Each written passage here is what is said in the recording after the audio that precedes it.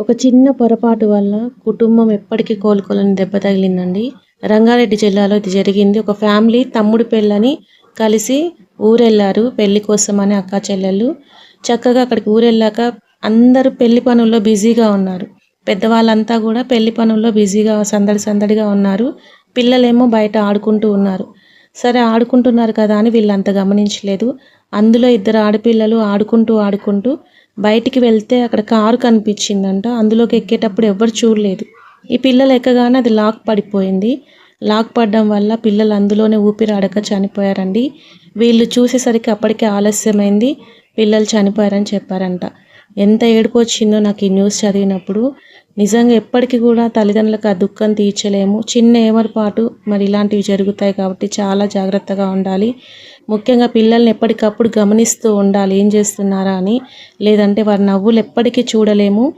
కార్లు కూడా ఉన్నప్పుడు జాగ్రత్తగా ఉండండి. పిల్లల్ని చాలా జాగ్రత్తగా చూసుకోవాల్సిన బాధ్యత మనదే. ఇప్పుడున్న పరిస్థితుల్లో అయితే ఇది చాలా బాధాకరం.